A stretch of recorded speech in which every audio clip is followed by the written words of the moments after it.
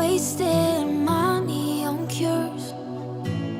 Forgot how to fix myself. They say that time is free. Then why is it so precious?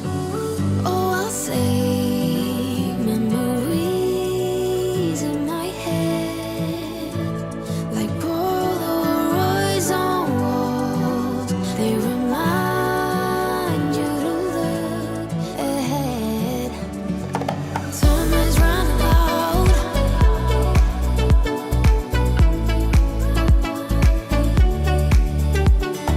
Time is running out.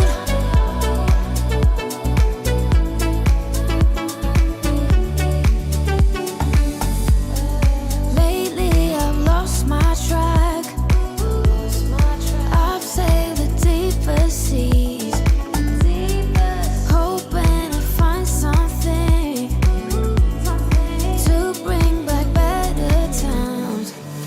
Oh, I'll say memories in my head, like Polaroids on walls. They remind you to look ahead.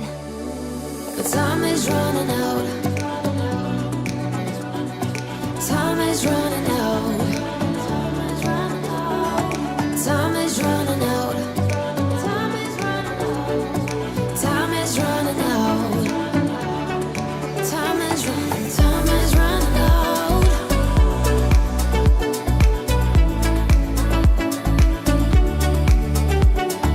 Time is running out.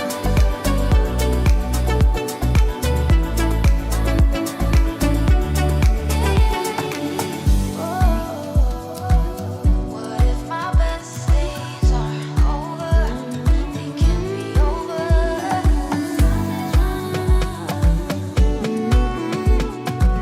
They can't be over now.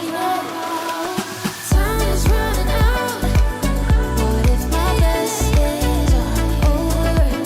They can't be over now. Time is running out.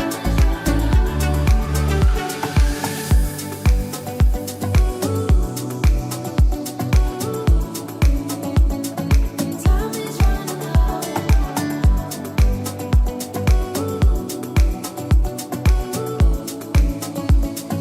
Time is running out. Evening, everyone. It's Jim here. Welcome to the first of two live sessions to help you get ready for BTEC Business, National Business Unit 3, Personal and Business Finance. We're doing what we normally do, which is a couple of nights before the exam, we split our sessions up. This first one looking at personal finance, and tomorrow night's, I think it's the same time, I'll double check, looking at business finance. So hopefully useful. It's a quick fire revision session. We'll talk about some exam technique. We won't have time tonight to do a full 12 marker, but we will talk about the 12 marker. We'll focus on the 2, 4 and 6 mark questions in personal finance. Hopefully you find it useful. If you're joining us live, of course, don't forget this is recorded. So you can catch up on it later and watch it again. Or if you're watching on catch up, where were you in the live stream? Got to over 140 people already joining us live. So welcome to you. Quick reminder that Unit 3, the next sitting, 2 sittings a year, the next sitting is coming up on Thursday afternoon, I believe, 16th of May, if I've read the timetable right. And don't forget our Unit 3 exam. There are 80 marks to aim for. And we need to split our time between Section A, which is personal finance questions, 6 questions. That's 28 marks out of 80, which means that of the 2 hours, more, an hour and a quarter, an hour and 20, we need to allocate to business finance. But tonight's session just focusing on personal finance. Now, the idea of this is for me to set you some quick fire, a little bit of stuff on exam technique, to set you some quick fire revision questions, get your thoughts. I'll try and stick a few on the screen as well as you enter them in the live chat. You don't have to, but it's always nice to see what people are writing. And as always, please keep the live chat nice and civil. There's lots of people who are quite nervous and anxious about Unit 3. So we always do our best to be supportive of everybody who joins us live. Okay, here we go. Now, let's start with the easy questions, the easy marks. And not only are they relatively easy, you don't have to write much. So we have in personal finance, we have 2 lots of 2 what I call give or state questions. They appear right at the start. There's also 2 of those at the start of section B on business finance. So 2 lots of 2, that's 4 in personal finance, plus another 2 lots of 2 in business finance, 8 marks out of 80 for simple give or state questions, such as state 2 types of revenue income. And to help me work through this and to give you some examples, I've got a spinning wheel which will appear shortly. Don't forget, these questions only test knowledge, they only test understanding, so there's no application, no analysis, definitely no conclusions. So literally just write a few words. Don't write sentences. This is a good opportunity to quickly get ahead of the clock. And of course, you need to read the question carefully, but just write a few words. Let's bring into focus here our completely random AI-driven spinner, and I've picked 6 areas of the Unit 3 spec for personal finance, which could come up. I don't know whether they will or not, but anyway, I thought I'd spin them and ask for your thoughts on this. So let's spin the wheel. Here it goes.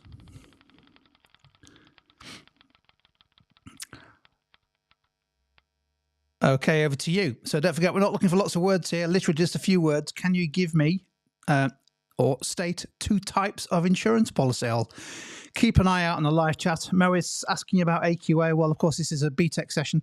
I thought the AQA paper was the fairest, simplest paper I've ever seen. But this is BTEC, so it's important. So Kyle, one of the first in.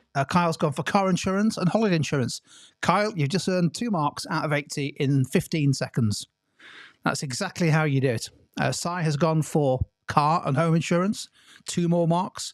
Aaron's picked a couple of different ones, travel insurance and health insurance. Now, sometimes health insurance is tied into travel, but they are different ones. Yasmin has also got 2 marks in 15 seconds by writing pet insurance and travel insurance. That's exactly what you need to do for this. Let's see what I came up with. I went car. Obviously, I've written more than 2. That's just because I wanted to highlight the fact that there are more than 2 types of types of insurance. So I went car, travel, home and contents, and pet. Yeah, there are lots of other types. You get the idea. Let's spin the wheel again. So hopefully the AI-powered, completely random spinner will grey out insurance policy. Let's do another. You can see with these, this is a really quick way of getting 4 marks almost within the first minute of starting the paper. That gets you off to a flyer. Okay, give me or state 2 types of financial institution. What do you think? 2 types of financial institution, different types. There are quite a few listed in the specification. Graham, good to see Graham. A bank, yeah, and a building society. They are 2 different types of financial institution. Curryman has added another one into the mix. Credit union, I think that's a great answer. What else have we got here? Lots of people going for bank. Payday loans, not, yeah, well, maybe I'll stick it on the screen, Jake. I think actually I'll give it to you. I would write payday loan provider. The payday loan itself is a type of loan, but the payday loan company or provider would get you the mark on that one. Zane's also gone for credit union. What else have we got here? Any more? Don't be shy. If you want to type your answer into the live chat, I'll try to stick them on the screen. Let's see what I went with. Again, I've gone with more than 2 just to give you maybe 1 or 2 more to add to your notes. Banks. I think Graham mentioned banks. Building societies, I think he mentioned that as well. Insurance companies, so companies that provide insurance policies. And yeah, credit unions. I think quite a few people mentioned credit unions. Let's spin the wheel again. This is as much fun for you as it is for me, I'm sure. So the AI has blanked out types of financial institution. What do we think is going to be next? We don't have to do them all. If you don't want to do them all, just tell me. Okay, life stages. Now, the specification mentions different life stages. So what do you think? We'll make sure this session finishes in time for Tottenham Man City tonight. I can't see anything other than a Man City win, but who knows with football? Zane has gone for adulthood. Yeah, well, in fact, early adulthood or middle age, Jack Injure, old age, whatever that is, I don't know. SA has gone with 2, adolescence and the elderly or old age. Stephen has smacked it out of the park. Young or childhood, adulthood. Now, adulthood's normally split into young adult and middle age. Any more? You get the idea. This is the great way of getting some quick marks. That's what we want, isn't it? We don't want to waste any time with these questions. I went for childhood, adolescence. I remember my adolescence days. Young adult, I remember that as well. Middle age, well, I've just entered middle age. And old age. Let's go again. Let's finish the pack, shall we? Let's finish the pack. What do we think? You're doing really well on these. Oh, I thought it was going to be functions of money. Here we go. So give or state 2 products that you would commonly find on price comparison websites. I think this is a bit of an examiner favourite, price comparison sites. Don't know, just got a feeling about it. Just got a feeling. Yeah, Apollo's gone for loans, so different bank loans, personal loans, could be car loans, and also savings products. So definitely you'd find different ISAs, different savings accounts. MK has gone for insurance. Yeah, that's a great way of comparing insurance premiums and policies. What else have we got? Jake's gone for flights, definitely. Yeah, of course, travel and flights, particularly flights and hotels. Lyra's gone for some different ones. Car prices, yeah. Phones, definitely. Mobile phone contracts. Of course, tickets. There must be a price comparison site for tickets other than the underlying ticket sites such as Ticketmaster and others. Yeah, Zane says accounts, so banking accounts, so current accounts, definitely. Compare the market, moneysupermarket.com, very easily filter and sort out different options on current accounts. You get the idea. Lots of people also mentioning energy prices. I went with mortgages, savings, energy tariffs, flights and hotels, and mobile phone contracts. We have 2 left. We'll finish them both. So let's spin the wheel. So the give state questions, literally, it's a couple of words, 2 or 3 words. Read the question carefully. Don't just write random words. Functions of money. Can you believe it? It's come up. Well, I knew it's going to come up because it's on the spinner, but this is right at the start of the Unit 3 spec. Can you remember any of the 4 functions of money? We just need 2. Dibalo, legal tender. And also, a nanosecond later, store of value. Zane's also saying legal tender. Store of value, Curryman. Ismail is smacking out the park. He's given me 3 unit of account. Yeah, store of value, means of exchange. We've not had that one before. Any more? There is one more, I think. Zane's mentioned means of exchange. Let's have a look at my answer. Just to remind us what the 4th one is. Unit of account, means of exchange, store of value, and legal tender, which must mean that our last spinner, we know where it's going to land, so let's get it there quickly. Now, I think this is the hardest of all these 6, so I'll spend a minute explaining something, but can you give me a feature of life assurance? This is hard. I've tried to pick 2 or 3 things tonight. I'm thinking if the examiner chucked these into Unit 3, a lot of students might think, no idea what that is or how to answer that. Just pick 2 or 3, not all of them. But life assurance. What do we think? A feature of life assurance, not life insurance. This is hard.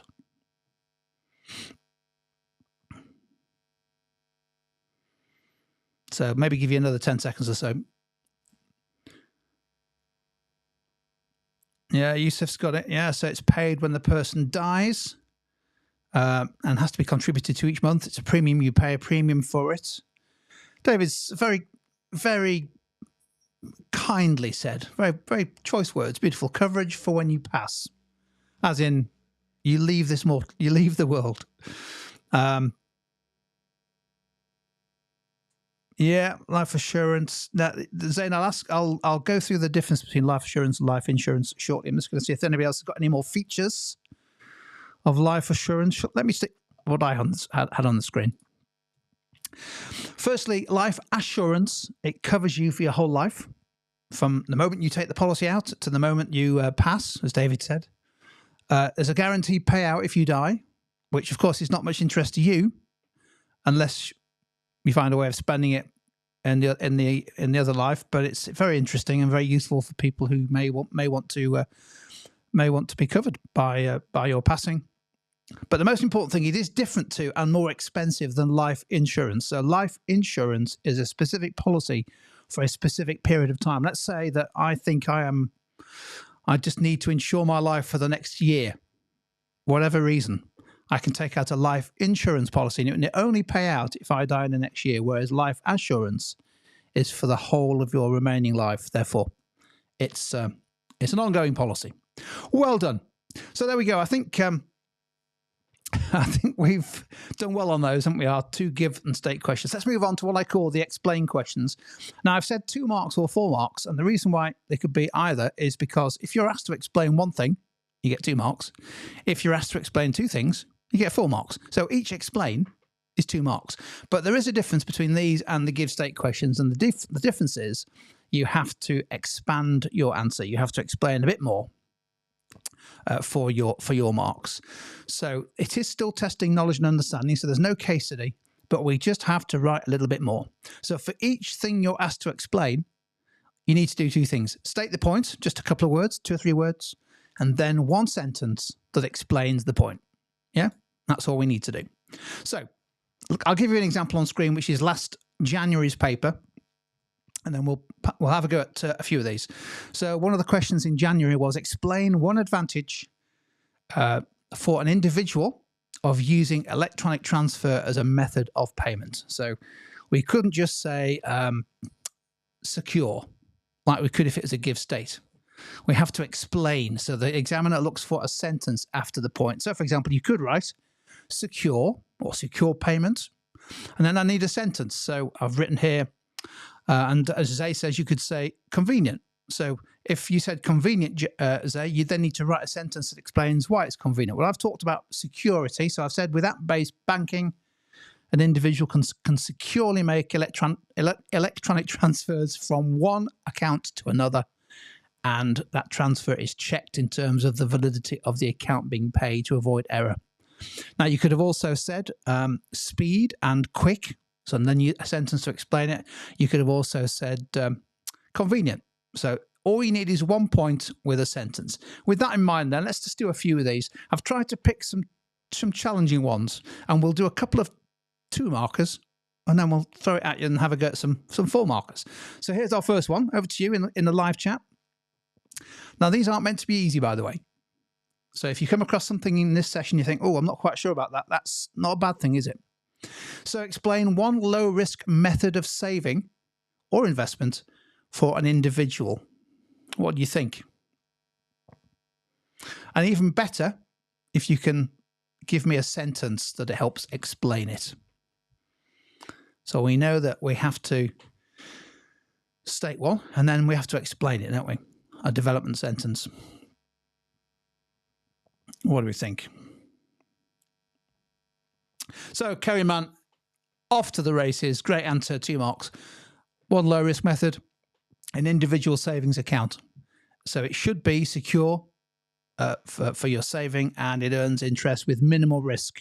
The value of the amount that you invest in the savings account isn't going to go down unless it's a securities linked account. But yeah, a typical savings account is just money earning interest. Great answer. Great answer. Yeah, Lyra's gone for, I like this one, premium bonds. Yeah, great answer. Great answer. Obviously, your development sentence would need a few more words. But yeah, a premium bond is an amount that you, it's a savings vehicle issued by the NS&I, National Savings and Investments.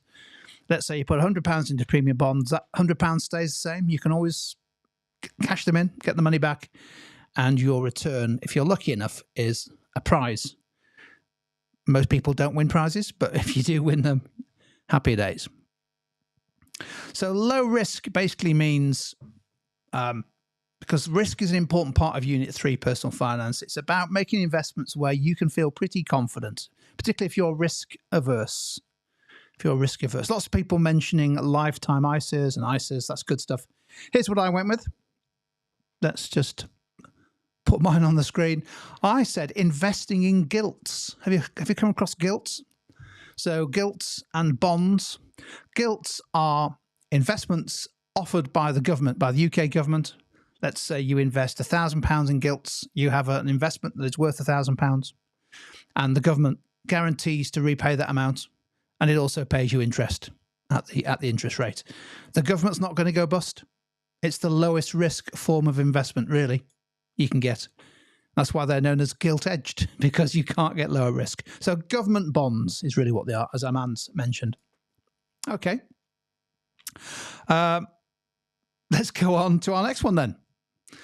Have a go at this one. Different one. This one. Explain. So we need a point and a sentence. One way an individual can reduce their personal spending. Can you give me one way? So state the way, and then a sentence, a development sentence, one way an individual can reduce their personal spending. This hasn't come up. It's in the specification. But as far as I can see, it's not come up yet. I'm told Victor, who's in the chat, it's his birthday today. So if that's true, Victor, happy birthday from us all.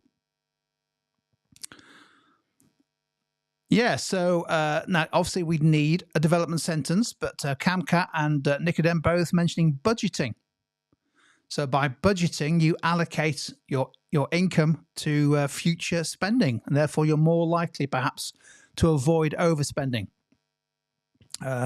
Alima's making an even more developed point, and this is definitely worth 2 marks. One way you can reduce the spending is by setting financial targets or budgeting. That will help reduce overspending.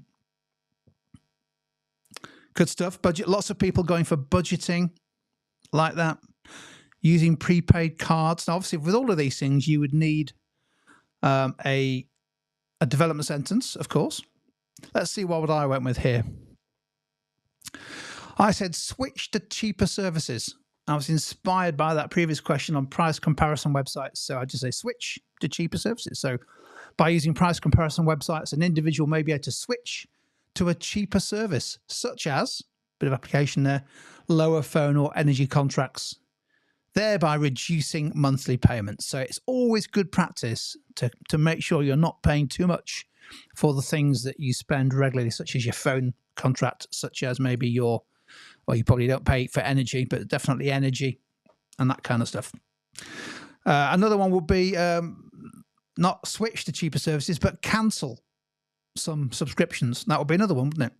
And you might say, look through all your streaming services and cancel the ones you don't use. That would get you 2 marks. Here's our next one, and let's see what this one is. Now, here we're working a bit harder, aren't we? We've got 4 marks. So the difference between a 2 mark and a 4 mark explain question is you have to explain 2 things. So it's the same exam technique, state a couple of words, 1 sentence to develop. But here we need 2, please. 2 financial implications of reaching old age. I'm interested to find out about this because obviously that's something that's going to happen to me within the next 10 or 20 years. So we're interested to find out, what do we think? 2 financial implications of reaching old age. What do we think? Wow, Curryman is on fire tonight. Increased healthcare costs, that will be a first point, and then you need a sentence explaining how and why that's the case. And also the need for savings, perhaps caused by a reduction in income. Great point. Somebody suggesting this question is actually for me. Well, it would be, wouldn't it, if I was approaching old age, but that's some way off.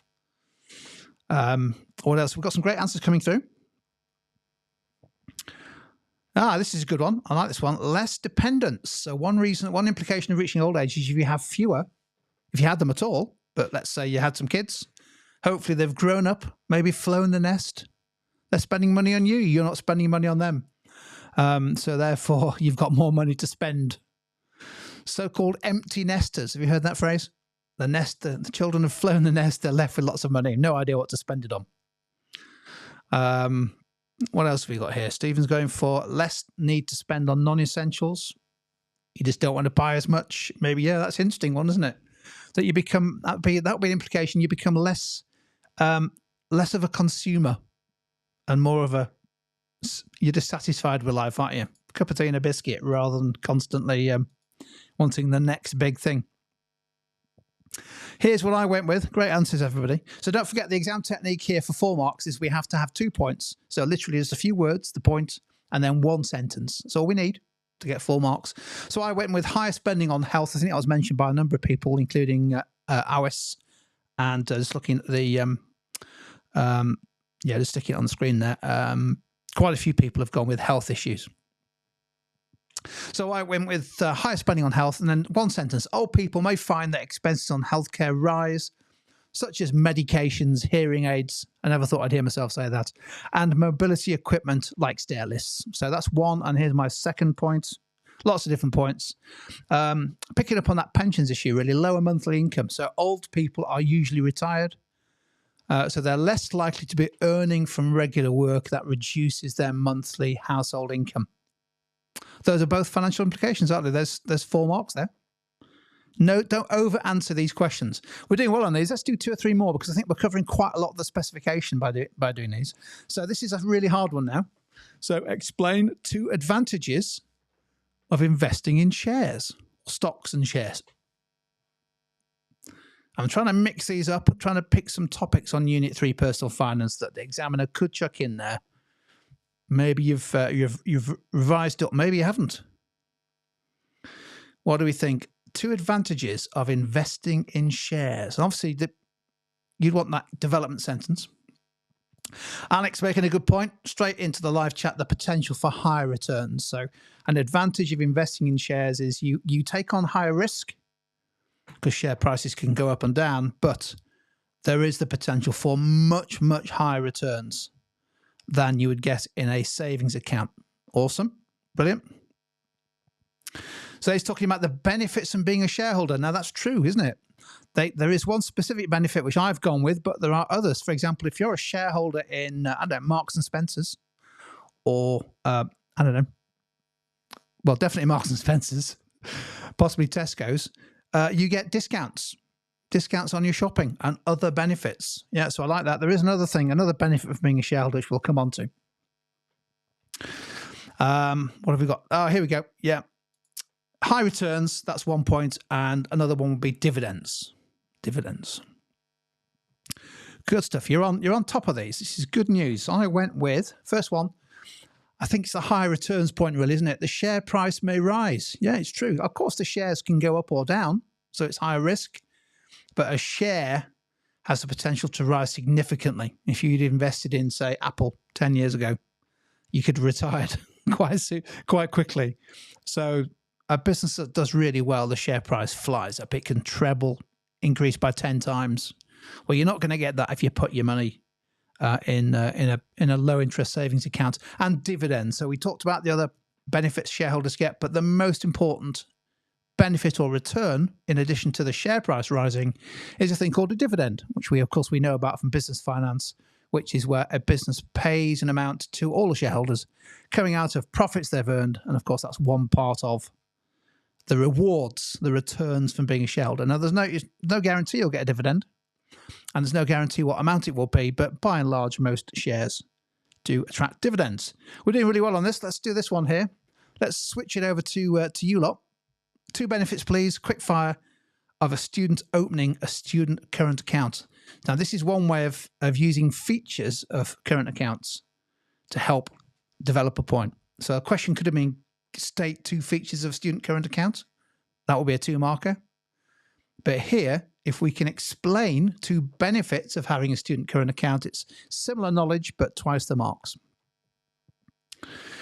So Si would develop these with your development sentence. So interest-free often, and also the benefits. So you need to explain both of those 2.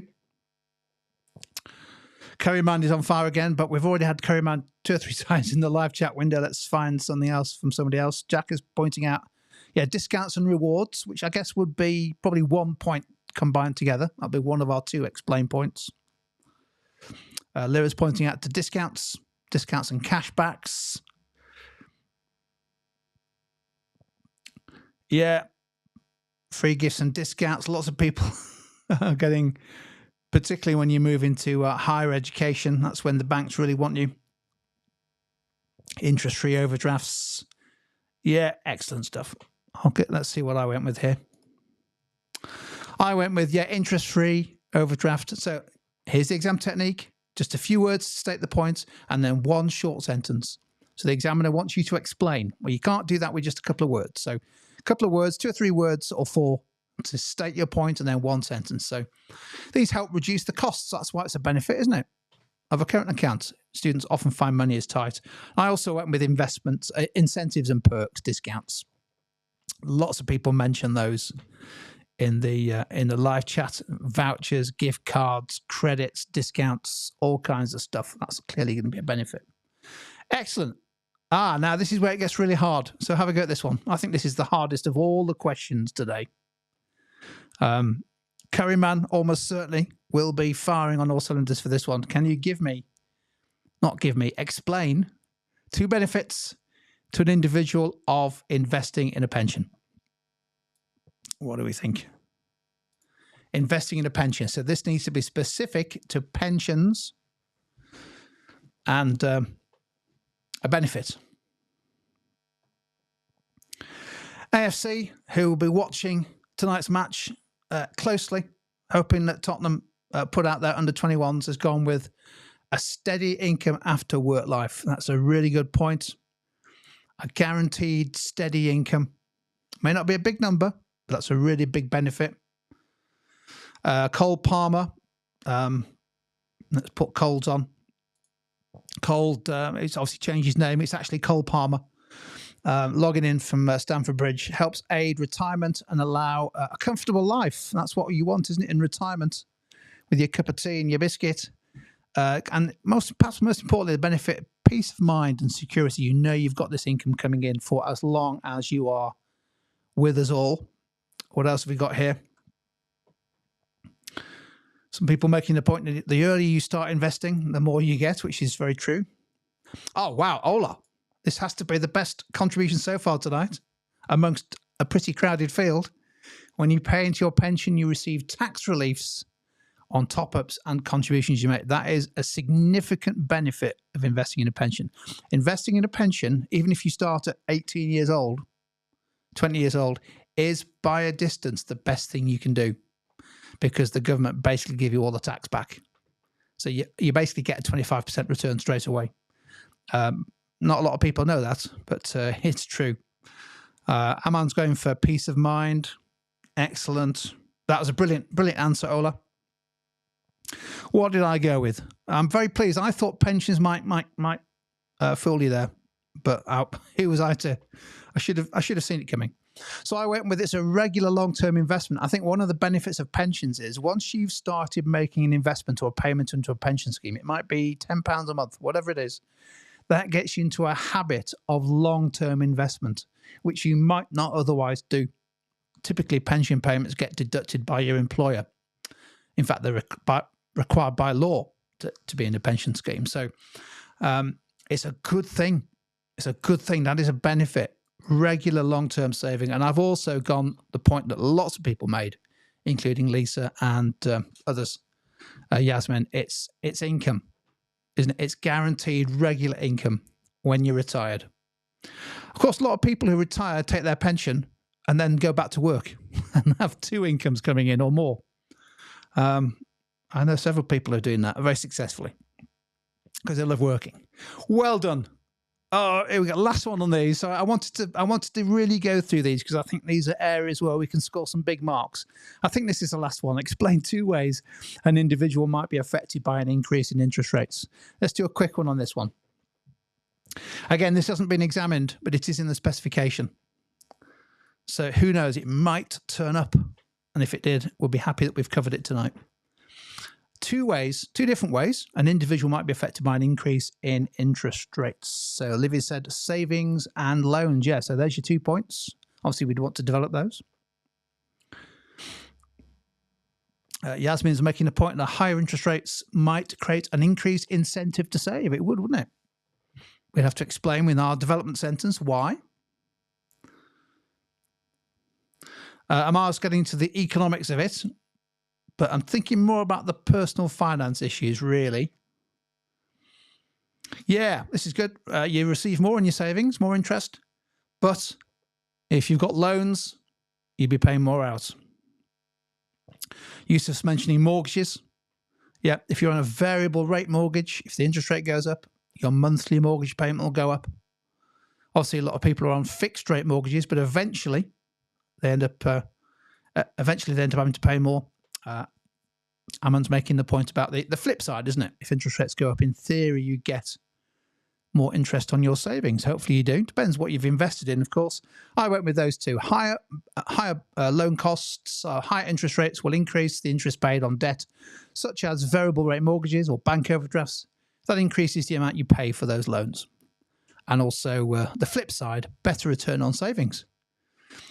So if this, and you just need a sentence that explains that point. So I said savings where the return is linked to interest rates, such as a variable rate savings account, will pay out more on the amount saved. And there's our 4 marks. Happy days. Right, we're going to spend 10 minutes having a quick look at 6-mark discussion questions now. I mentioned at the start that we'll just touch briefly on the 12-marker because it's all you need to know is how to answer them. But I do want to talk about the discuss questions because it's really important. This brings in a new part for personal finance. There will be 2 6-mark discussion questions in Unit 3, one in Section A on a personal finance case study, one in Section B on a business finance case study. A discuss question is always worth 6 marks. So if you do the maths, and that's about as good as my maths is, 12 out of 80 is for the discuss questions. Now, what is it that's different about these? What's different is you get given a mini case study. So the examiner is looking for you to apply that case study. So our application marks come in, but also we have to analyze the situation that's given to us. Okay, so all of a sudden now we've got 2 extra skills. This isn't just knowledge, this is application. So we must use the case study and we need to analyze, explain how and why your point is relevant to the case study. Okay.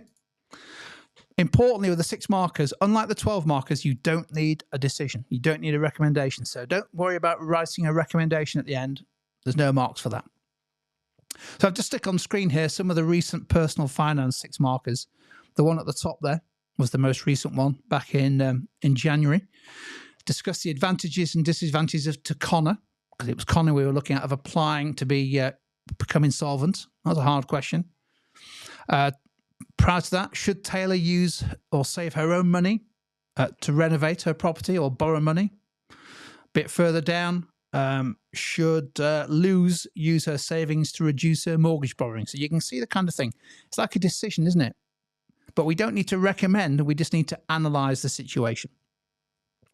So the most important thing with personal finance, we'll go with business finance tomorrow, is you're going to get the application marks if you apply the situation, the case study, to your answers. And most students don't really do this enough. I think this is the key. So think about who is the individual, what life stage is she or he at, and then most importantly, what are his or her financial needs? What's the financial situation? If you bring that into your answer and keep focused on that, you're going to score really well on the 6 marker. So, and now this case study may be familiar with you if you join me for one of our workshops at Westfield and elsewhere. But I thought it's such a good one, I thought I'd just share it with you tonight just for a couple of minutes. So we're going to have a little question to have a think about. This is about a junior doctor, Sana. She's 28 years old. She works long hours. And well, she needs a reliable car to travel to the hospital, to work. She's got limited savings, low savings, and she uses a credit card and bank overdraft to pay for her day-to-day living expenses, such as the flat rental and food. Bad news, her car recently broke down and she needs to find £2,000 to repair the engine. Not cheap, but engines aren't cheap. So, and Sana, in between working long hours, because junior doctors are poorly paid for the hours that they work, she's considering whether to take out a payday loan to pay for the repairs. What do we think? Should Sana take out a payday loan? Now, what can you tell me about Sana's financial position, her life stage, her financial needs, just from that information alone? Anything in the live chat that you might pick out and maybe use? What do we think? Overdraft is a bank overdraft.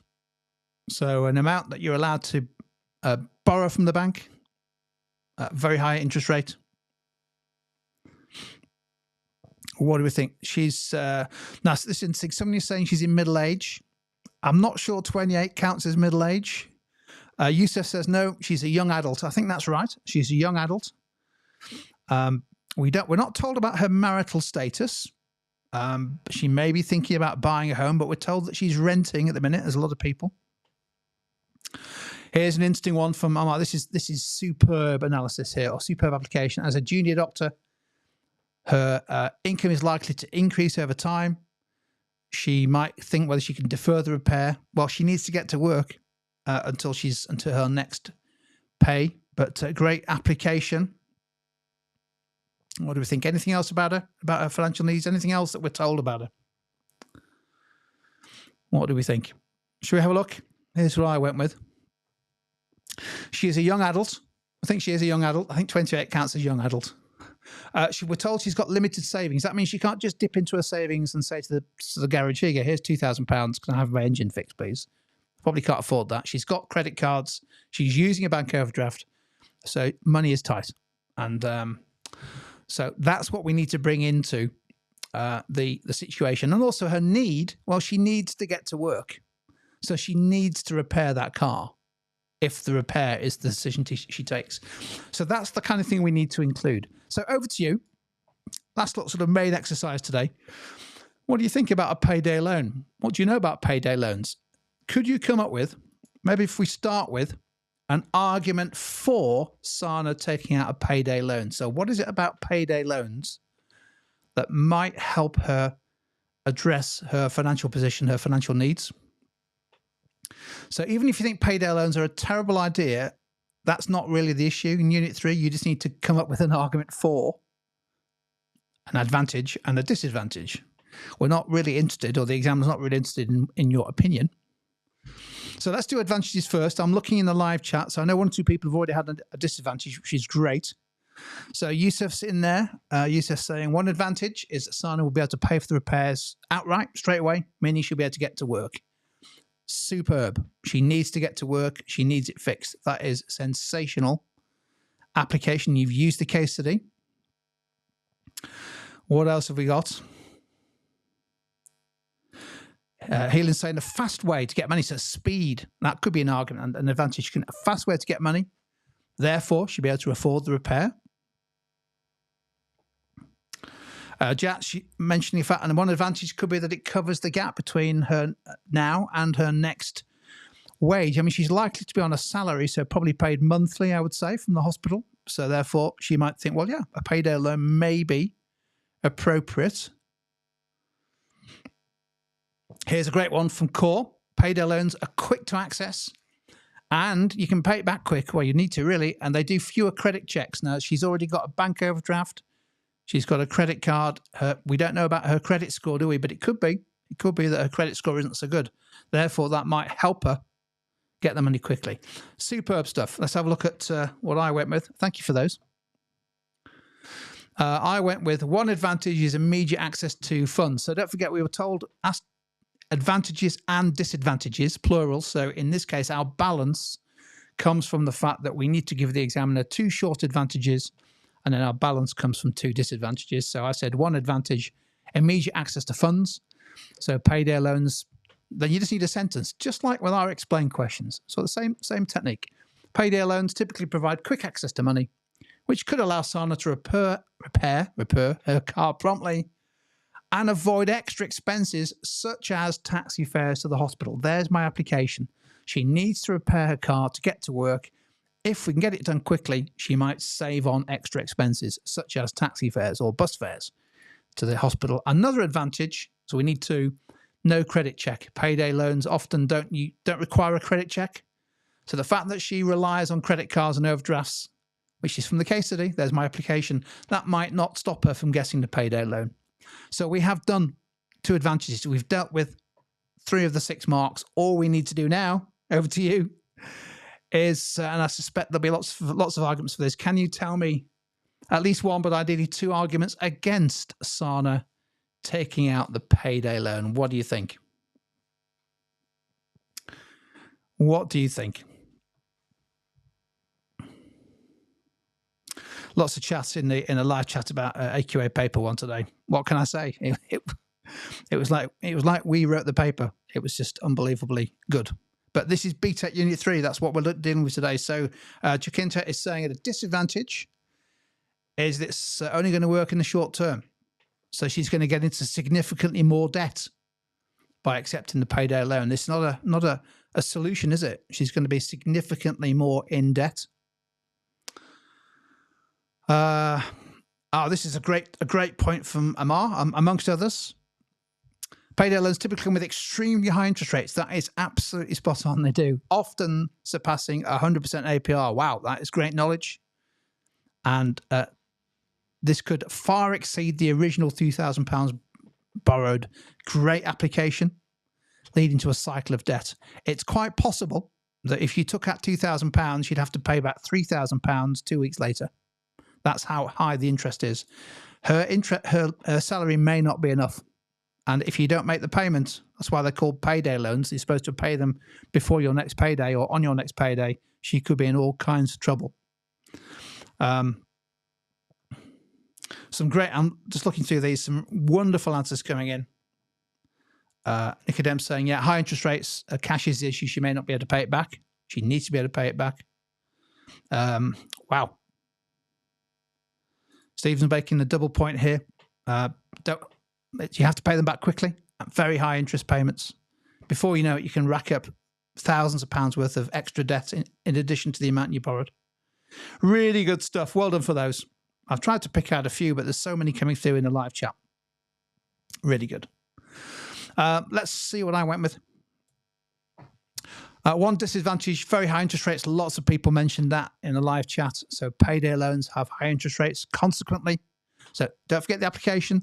Sana might find the total cost of her repair is much higher than £2,000 if you include the interest.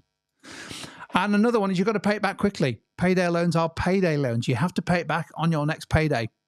That's the idea of a payday loan. And so it could be that if she's got limited savings and she's already paying for things like the flat rental and the bank overdraft might be maxed out, it could be that she doesn't have enough to pay it back with interest. So she'd have to be really careful before she took on that commitment. There we go. That's how you do it. That's how you answer a 6 marker. Now, in this case, it's easy to get balance, isn't it? Because the question asks for advantages and disadvantages. Well, our answer has balance. So, and that's how it was. That's how the question was asked in January. So hopefully that will be the same next time. Let's just spend literally 2 minutes on the 12 marker. What I'm going to do is I'm going to record a video tomorrow that takes you through a worked answer to a 12 marker on Sana, and just to show you how to do it. We've not got time to go through it in detail, but actually, really, to be honest with you, it's all about exam technique. So with a 12 marker, it will be based around another case study, and you'll be given 4 financial services products that somebody is thinking of choosing. So it's the same idea. You compare the situation, the financial need, the financial position, and other information given to you about the person with the 4 products. And what you have to do is you have to analyze them all and then make a recommendation. Well, the best way to do that is to spend a sentence on the 2 worst options and say, these are the 2 worst options and why. Eliminate them, and that then leaves you with 2 that you can compare and contrast. So, for example, the one that we looked at in Grey Booster, when Sana decided not to repair a car but decided to buy a new one or lease a new one, she wanted insurance for a car, and we were given some information about 4 different car insurance policies. Don't think car insurance has ever come up, so it could be, couldn't it, on Thursday? What you would do is you would identify the 2 worst options based on the information you get given. That then leaves you with 2 options that you can compare and contrast together. And then what you then need to do, and this is the difference in a 12 marker, and it's the same as we'll go through tomorrow in business finance. So we've got time to go through it tomorrow. You need a recommendation. So a model that I think works really well for Unit 3 for both personal finance and for business finance is what we call the DJM method. Make the decision, recommend, for example, which car insurance policy the person should buy, or which savings account is best, or which pension is best, or whatever it is. State your decision and then justify why is it best, What's the main argument for it? How does that link with the evidence that you've got? And also, why have you rejected the next best alternative, which must have some merit, but why have you decided that one is better than the other? And what do your factors depend on? And it's really important in the 12 marker that you leave 4 or 5 minutes minimum to write a really fully developed recommendation. So here's one. I'll just put it on screen here. We won't go through it in detail, but it's an example of a recommendation in a personal finance 12 marker. So Sana was looking at different car insurance policies. There were 4 different ones. So the first sentence should say, the best policy or the recommended policy is, in this case, Safe Wheels. Recommended it, and then justify it and link it back to the case study. Why is that the best option? What's the evidence? How does it compare with the next best alternative? And then what does it depend on? So that's the key. The 12 marker, it's all about the recommendation. That's really the only difference.